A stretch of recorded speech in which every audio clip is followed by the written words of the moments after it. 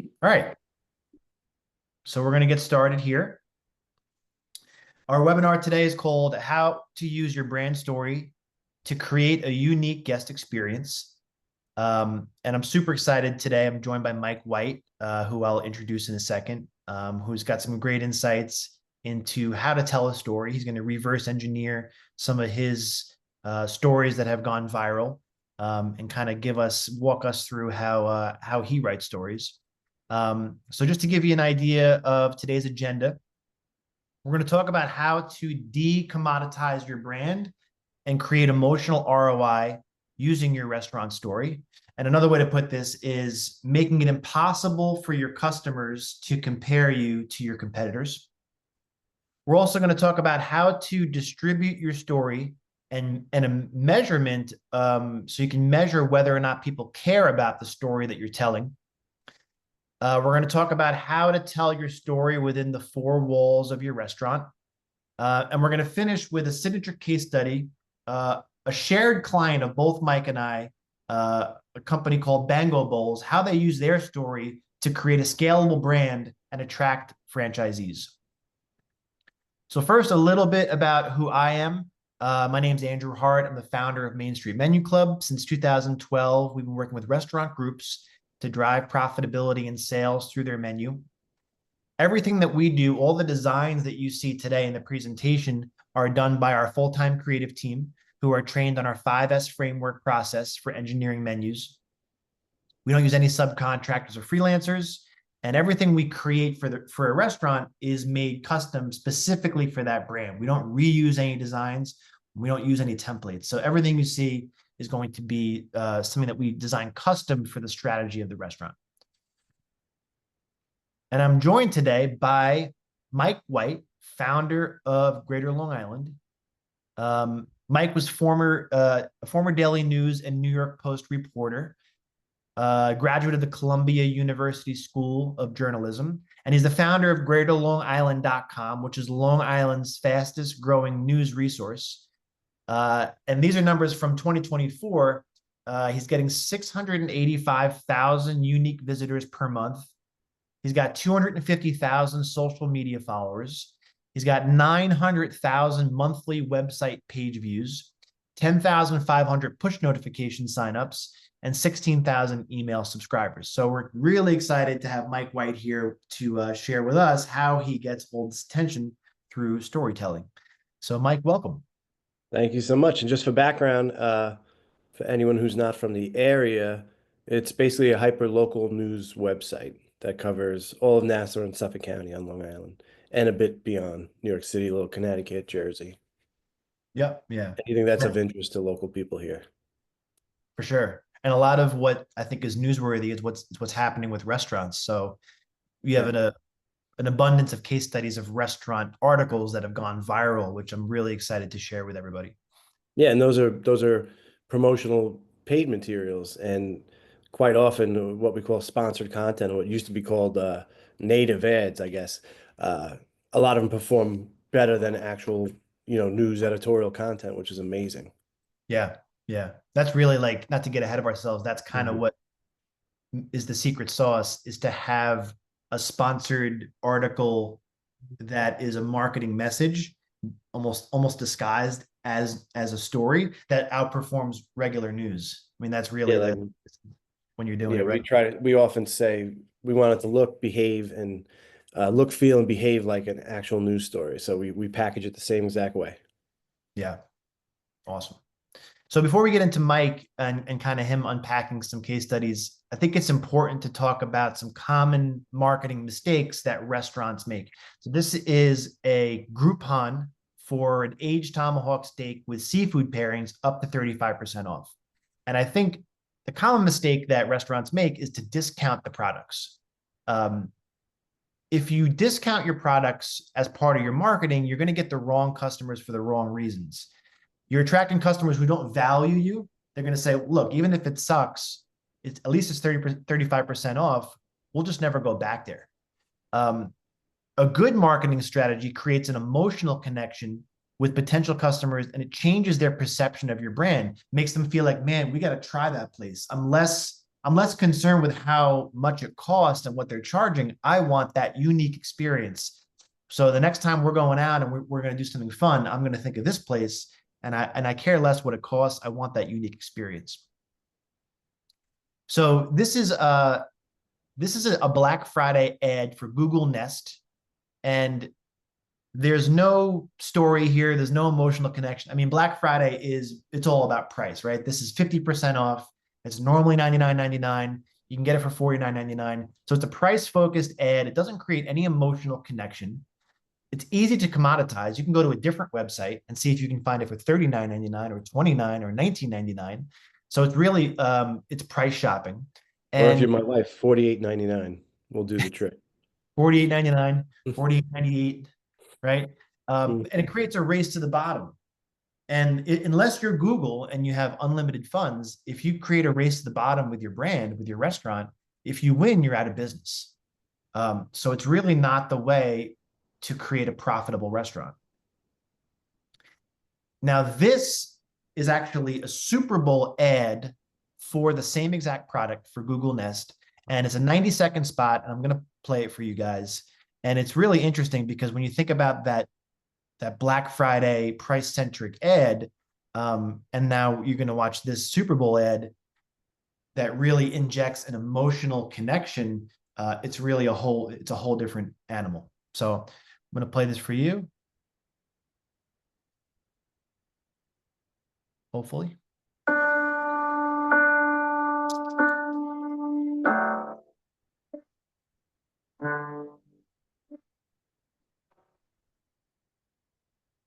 Hey Google, show me photos of me and Loretta.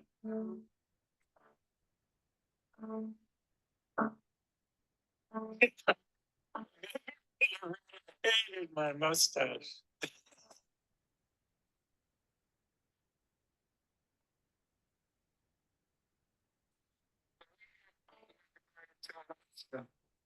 Scallops. Photos from our anniversary.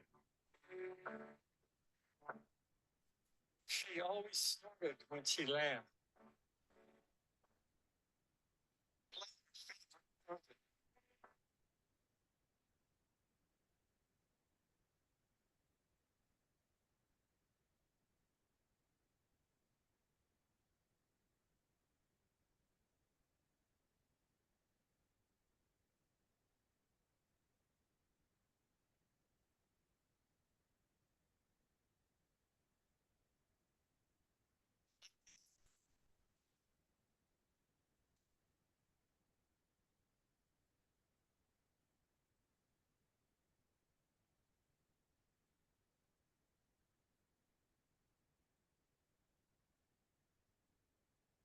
Always gets me. So an ad like that creates what we call emotional ROI.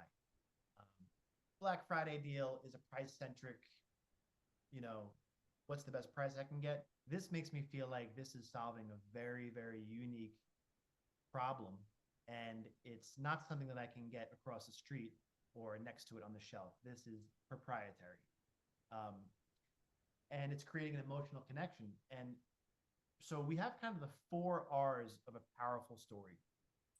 A powerful story, it resonates with the consumer, and it creates an emotional connection with your business.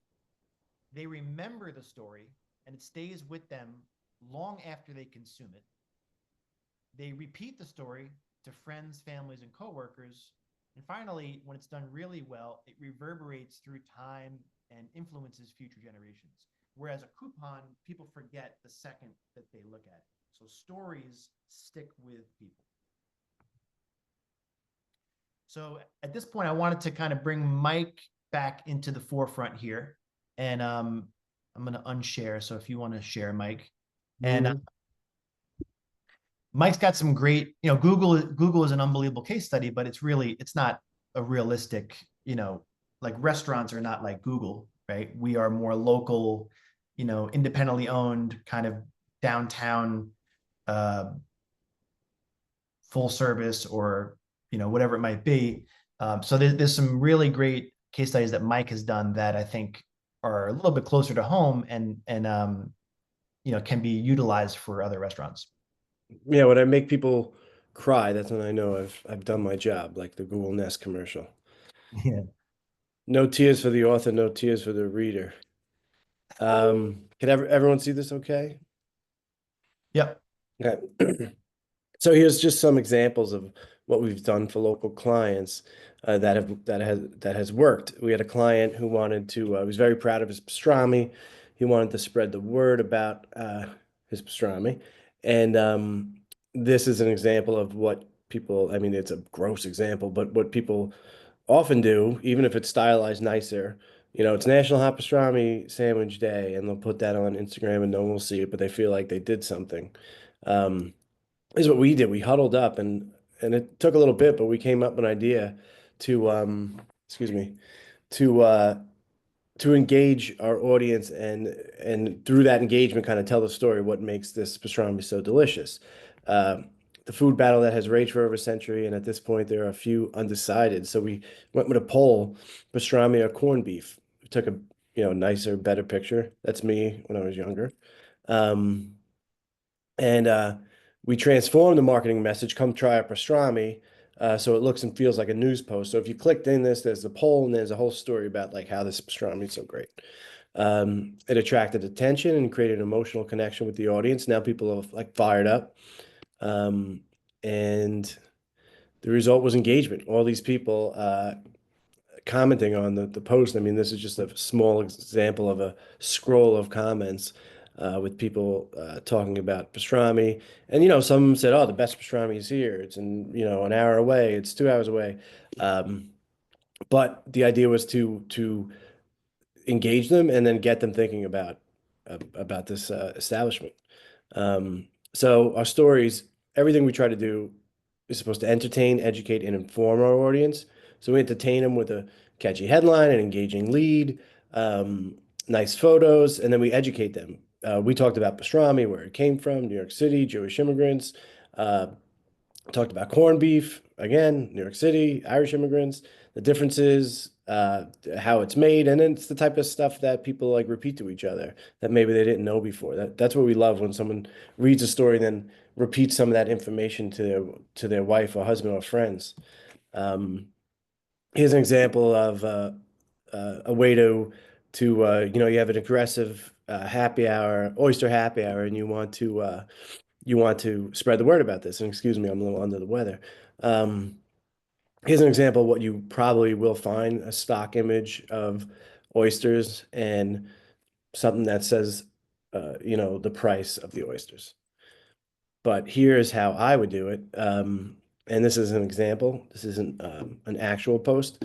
Uh, I would suggest getting a photo of one of your local oyster farmers. These are local people. People might recognize them. That always helps engage social media audiences. And then we tell 4 or 5 paragraphs about uh, Chuck Weidemeyer of Pearl Bottom Oyster Farms. He's up at every day at 5 a.m.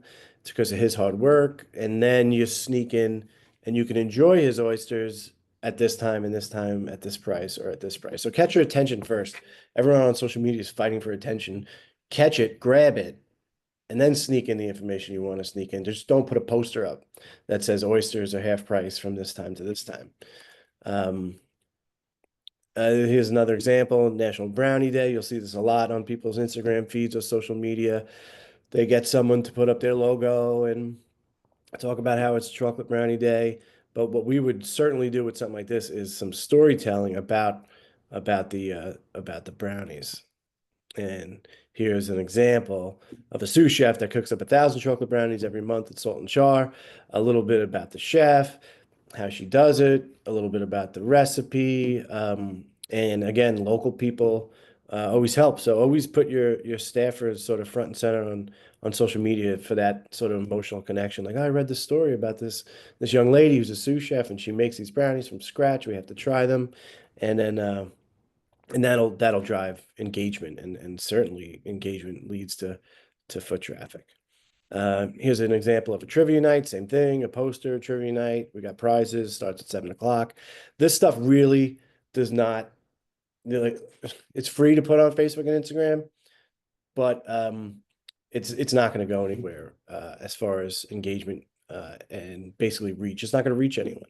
So instead of just putting up a poster, take a very few minutes to get a. Now this is a known person, so it's a stock image. It's an example. Take a photo of your trivia night host. There's someone in your restaurant that could take a good photo and introduce that host to your audience, to your community. This is an example. Again, it's made up, but give me 10 minutes or anyone with your trivia night host, and I'm sure they have an interesting story that you could tell in a few paragraphs to engage your audience, and then make them say, "Oh, this guy sounds hilarious. I want to go check this out." Similar thing, happy hour poster. Boom. Take a photo of one of your happy hour hosts, one of your bartenders. Talk about who they are, where they come from, what their favorite drink is. You will find that people, and we've done this. This is an example, but people will come in and order that drink, and they almost feel like they know you already, like you're a mini celebrity because they saw you, they saw you on Instagram, TikTok, or Facebook. So here's more in line with what Andrew's been talking about, where with more longer form stories that create an emotional connection with your communities and audiences. This client, tap room, full service restaurant concept with 8 locations across Long Island, now 9. When we started this campaign, I think they had 4. So the challenge was they wanted to become a household name as they expanded to new locations across Long Island and beyond is the plan. So they came to us. They wanted, when they opened in a new spot, they wanted people to feel like they sort of knew them already. The strategy, write a human interest piece about their journey from 2 broke bartenders to a multi-location restaurant group, syndicate that 24/7, and the results. And these are just examples of some meta ads that we ran, along with our organic traffic sources. 10 million impressions across multiple platforms. This story was read 210,000 times. I think that's already dated, Andrew. And a testimonial. We couldn't be happier with the results of our campaign. I highly recommend Greater Long Island Partner Program for any brand that is looking to be a household name on Long Island. So the partner program is when we meet, we take photos, we write about you, we tell your story, and then we distribute it. And distributing your story online. I think that's where you come in. Yeah. Let me share here.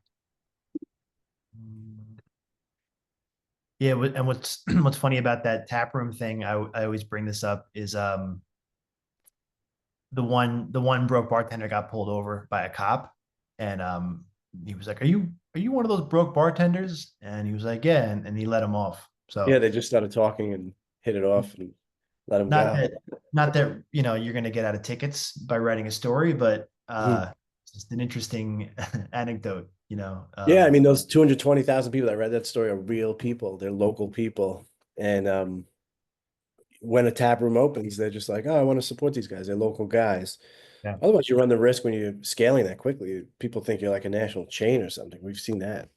Yeah, and they were even marketing and advertising that story in towns that they weren't open in yet. Yeah, that was Just their play. get 60 to 90 days of like, this is who we are. And then, oh, that's the place that I keep seeing online when they open. So it was kind of part of their opening up and broadening their location strategy, Yep. which I guess kind of brings us to distributing your story online. I think what a lot of people I think what's hard for a lot of people, Mike, that are not journalists like you, is understanding what a real story is, and it can be hard too. Like if you own a restaurant and you want certain things to happen, you don't have anybody coming in on weekdays for lunch, or you're slow, during happy hour or on a Thursday night. You really want these things to be stories, like buy one get one bottle of wine Mhm. or half price oysters. And it's hard to use emotion as a metric and say, I think this is a story and let's get it out there. So what I wanted to do is also let people know that the way to really measure the success of a story, measuring whether or not people care about your story, because I think that's important. And the way we do this, like when we're talking about like really with meta ads, Facebook, Instagram, and also just with general social posting, you want to look for what's called CTR or click-through rate, because this measures how much people care about your ad. So, for example, if 10,000 people see your ad and 5,000 people click your ad, it's 50% click-through rate, right? And we found that the average click-through rate on Facebook and Instagram when you're running an ad is 1 to 2%.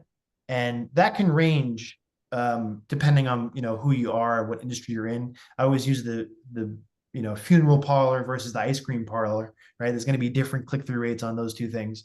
But it matters because clicks equal engagement. It means people stop scrolling to click on your ad, read your story, and now you're getting minutes of undivided attention in a world where people are scrolling within 1 to 2 seconds.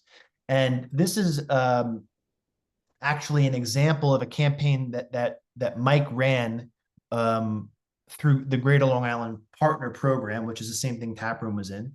And this is a restaurant group called Billy Flanagan's Restaurant Group. And this was their origin story. It was all, pretty much about rags to riches. The owner, Niall Crowe, came over as an Irish immigrant, started washing dishes, talks about the American dream.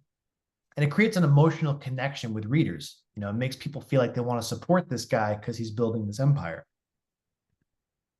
Then we did another campaign with the same exact restaurant group, Lily Flanagan's Restaurant Group. And this was hit a parlay at one of their locations during a football game, and then food and drinks are on them. And the problem with this is that it only appeals to a small demographic, of people that like to gamble. It doesn't educate or entertain, and it doesn't create any emotional connection. Most people don't really care about this. And when we apply click-through rate to these two campaigns, you can see the difference. So side by side, we spent $1,000 on each campaign. Each campaign got in front of the same amount of people, 250,000, which is why that's a metric that you don't want to measure, right? Because you can spend the money to get it in front of people. The click-through rate shows how much they care, how many people clicked on that ad and went and read the story. In the NFL parlay, it was 0.77%. And then on the 6 restaurants and counting, it was 9.77%. And the result is that the page views, the people that read the story of the NFL parlay was 1,925. And the people that read the story of the 6 restaurants and counting was 24,425. So for the same amount of money, they got 12 times the amount of exposure. So they would have to spend $12,000 to get the same amount of page views for NFL parlay that they did for 6 restaurants and counting. And just going back to what I was saying of, I can't tell if this is a story or not because I'm not in journalism. This is a very black and white way to see that NFL parlay was maybe a little bit more of an emotional driven decision because, Monday night is historically not a great night for us. So let's slap together a gimmicky NFL parlay thing. Whereas 6 restaurants and counting is really investing in your brand and building brand equity in your area. So do you want to spend $1,000 selling out Madison Square Garden or $1,000 selling out Pekin's Illinois high school gym? And the last thing I wanted to go through is kind of how to tell your story within the 4 walls. And this kind of gets more into a little bit about, what we do at Main Street Menu Club with the menu and within the 4 walls. And this is a customer of ours called Mears Tavern. They're located in Queens, New York, and they're one of the oldest restaurants in the city. And so this is the menu that we did for them. And a great way to really inject story within the 4 walls is through the menu. So they have great history. They've been around for 195 years. The movie Goodfellas was shot there. It used to be a bowling alley. The Mahogany Bar is 150 years old. So they have all these kind of rich nuggets of history that we wanted to incorporate into the redesign of the menu. So first thing we did was we literally put a snippet of the story on the menu. And we included an old photo to help bring the story to life and connect with guests. And we put a short story teaser, which educates people, and then a QR code where they can link to the website and they can read the whole story. And it really kind of taps into that nostalgia and that history. When we were redesigning the menu, we took old racetrack programs and tickets that were inspired by like Churchill Downs, and because their logo is a guy on a racehorse. I think they used to be across the street from a racetrack or something. It used to be like an old off-track betting type place. That's where Aqueduct. yeah, yeah. So we took, like, you can see the border here from the Churchill Downs ticket, and we used that. We recreated that border, use it for the website, and just kind of got that prohibition kind of old school like vibe into the menu design. And then finally, what we did is the Goodfella burger, which is inspired by the movie Goodfellas, is their signature standout item. So we place the item inside of a box, which, if you know anything about our 5S framework, that's a big thing in making sure that something stands out. The box is based on this Churchill Downs design. There's an illustration, which we use as an eye magnet, and then the item name drives the brand story, the Goodfella burger. So this is really a great example of leveraging the story into a standout item that you want to be known for, that also creates that unique experience. So there's a couple of other examples here. This is a customer of ours called Rangoon, also located in the city, and they are home-style Burmese. And the thing about Near's Tavern is that it kind of transports you to another time. Rangoon's transporting you not only to another time, but to another place. It's not likely people have tried Burmese home-style cuisine before. It's not likely people even know what that is. So when we redid the menu, we wanted to make sure we had photos. We put a map which shows exactly where this is and kind of give some context to the culture. And another thing we did with them is we wanted to make sure that people felt like they were getting a unique experience by trying these dishes that they've never heard of, but it's a fine line between that and intimidating people. So we wanted to make sure that people knew what the dishes were, what was in them, in addition to knowing that they are authentic. So this Kayet Thar Thoki thing is actually citrus chicken salad. There's a little pepper there, which shows you that it's spicy, but it shows you that it's in it. What's in it? Shredded chicken, romaine, iceberg, cabbage, tomatoes, fish, sauce dressing. It shows that it's gluten-free. It shows what has nuts. It shows what has shellfish. So it's approachable. So in addition to being authentic and unique and different, it's also approachable. This is a customer of ours called Red Hook Lobster Pound. And what they did is really, they went all in on a branded item, which is their lobster. So their tagline is, it's your Maine hookup, 15 years, Maine from, actual Maine lobster. And they use that lobster graphic for everything. They have it in the logo, they have it with the chef's hat, they have it with the cocktails, they have it playing the guitar. Everything they do incorporates that logo because they want to be the #1 place for lobster. This is a customer, Verde Kitchen and Cocktail, and they are like traditional, authentic Mexican cuisine. And one of the things they wanted to do was show their extensive tequila and mezcal list.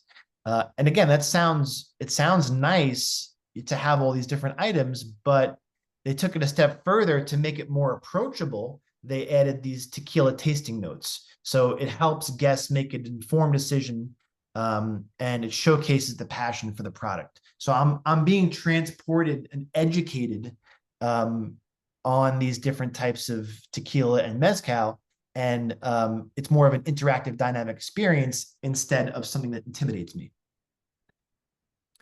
And this is a customer of ours called Fifth Season, who their thing is fresh produce and ingredients that are locally sourced. So on their menu, they literally put where they source their meat and fish, where they source their produce, their dairy, their artisan cheeses. And they even have something that says, like, things arrive daily from regional purveyors, and sometimes we might not have things. Depends on seasonality. So it's really driving that sort of community and locally sourced and fresh as part of their brand to create that unique experience. And then finally, I wanted to go through this signature case study. The reason why we call it a signature case study, I think, is because Bango is a client of ours that we did a lot of different things for. And it's also a client of Mike's that he did a lot of different things for. And I think, Mike, just to kind of bring you back into the conversation, we've partnered on Bango, and you've written many stories about them to kind of tell the story of their growth and paint the picture of what's going on over there. And I think their challenge was to create a unique brand, but also make it scalable, because the goal eventually was to franchise. So Mike, they worked with Mike and had Mike write a series of brand origin stories and human interest stories and then they used us to create a cohesive visual brand that's consistent with the story. So Mike, I'm just going to go to this next slide, but if you want to kind of walk us through just a high level of how you sort of help them, get the market, tell the story, and continue the story. I think like when we're talking about telling a story, repurposing, refreshing, and retelling the story on an ongoing basis is important as well. And I feel like you did that well with these guys. Yeah, they came to us. We had written about them as news when they opened their first location and then a second location. And they came to us. COVID changed a lot of how they do things. And they've since rebranded as just Bango because they wanted to get away from, they started out just serving acai bowls, basically, and then they sort of evolved into like just a health food, grab and go health, quick service health food restaurant.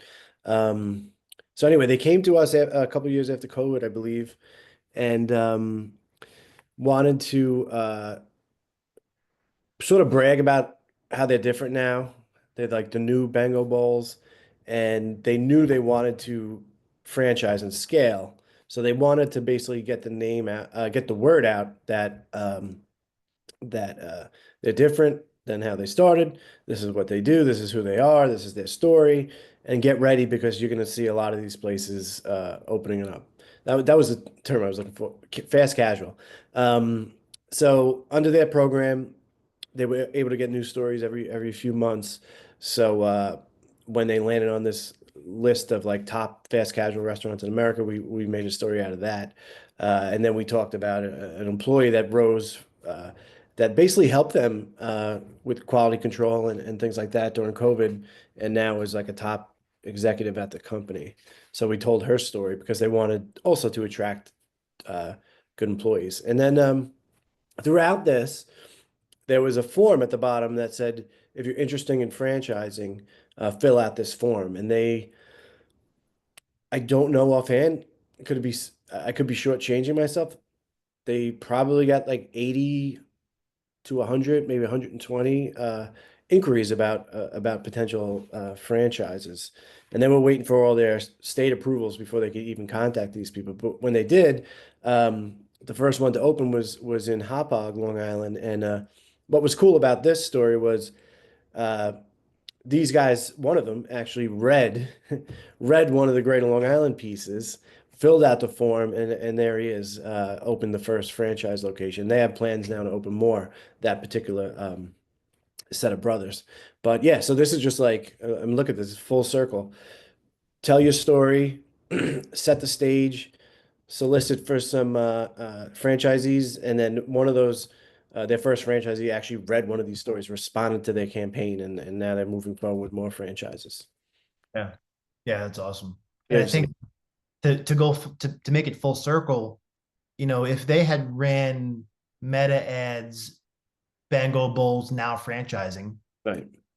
I don't know how that would have went. I mean, I'm sure they would have got some leads, whatever, but it would have been very surface level, where they sort of went a few layers deep, built out the brand, built out the exposure, connected with people, and then even when they were trying to push the franchisees, it was still a story And then at the bottom, there was now franchising. So Yeah. the leads that they get were people that actually not only clicked on the ad or clicked on the story, but then completely read the story and then filled out the form. So these are Right. much more high qualified leads than somebody who maybe or maybe not mistakenly clicked on something on Facebook and doesn't even remember what it is. Yeah, we were shocked because we never promised leads, but if someone's going to read all about you and be interested in whatever it is that you do, we always put a form. Here's how to get in touch with the person because we want to make it easy for that reader. Um, but yeah, I mean, I don't, I'm not scaling a franchise operation, but I'd certainly rather 80 leads from people that read all about me and want in than click the button on a meta ad. And now I have to comb through 500 of these people. Right. Awesome. And then I think what's really cool is as they went through that process, that was sort of the Mike version. They also went through kind of this transformation with their brand. And that's where they engaged with us because they realized as they're growing to, I think they have 8 locations that are corporate and a couple of franchises. As they go from 3, 4, 5, 6, 7, 8 locations, they wanted to make sure that they had the brand consistency. And when they rolled out a new store, making sure that they had all of the marketing assets and everything that was on brand with who they are. So they contracted us to we did like a truck wrap, we did some like coming soon graphics for the window and the doors, and then we also had like this now open, so it's coming soon, now open. Every time they get a new franchise, we can fire off a pack of coming soon collateral. And then when they're open, we can fire off a pack of now open. And it's all consistent with the brand, which is that healthy, fresh, everything's better for you, bold flavor, fresh taste. And we actually had a fun project here doing this wall mural. Love what you eat, love how you feel, kind of this rainforest full full thing, which yeah, this was at the first franchise location in Hauppauge. And it came out really good. It was awesome. And then we redid their menus as well. Part of the problem with the menu, I don't have the old menu here. It wasn't that bad, but it was a little stale. I guess I'm using that in the design sense, not necessarily in the food sense. But you can't have a stale design if you're promoting fresh food. So we kind of we tightened it up. We made everything nice and clean, easy to read. And just kind of goes back to telling the story within the menu is you can't have kind of a stale, old, crusty design if you're talking about fresh food, and fresh ingredients. And then this is awesome. their catering menu as well. And it's interesting when we do like full service sit down menus, we don't really ever use photos. Sometimes we'll use like illustrations to draw people's eye to a certain menu item or section. But with this, the product is really the brand. We wanted to really show these colorful dishes and these bowls and these ingredients because it really drives the point home that this is fresh and it's delicious and it's something different, right? It's not, again, it's not old stale stuff. Everything's fresh and it's different. So just to kind of bookend this, there's a variety of ways to tell your story. We've gone over a few different ones, but not everybody has their rags to riches stories. You can profile, the owners if that's the case. But we wanted to give some other examples. This is a story that went viral on Mike's website about a diner that burnt down, but now they're back and better than ever. So family kind of overcoming adversity and hardship.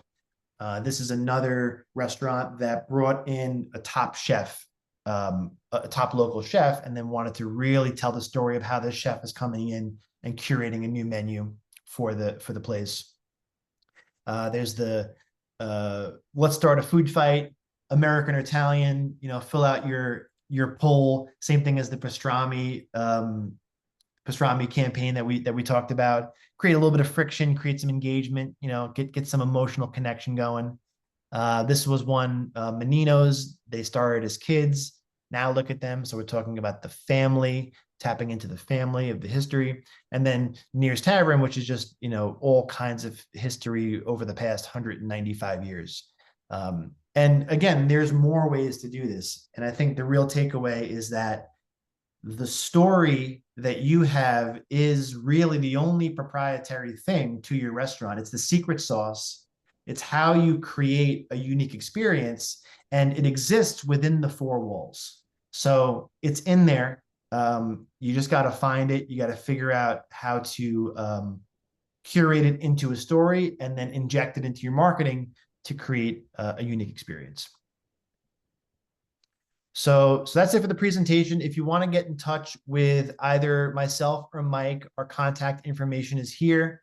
You can email me, support@mainstreetmenuclub.com, or you could text or call me 631-837-2344. Mike, I put your email here as well if anybody wants to reach out, mike@greaterlongisland.com.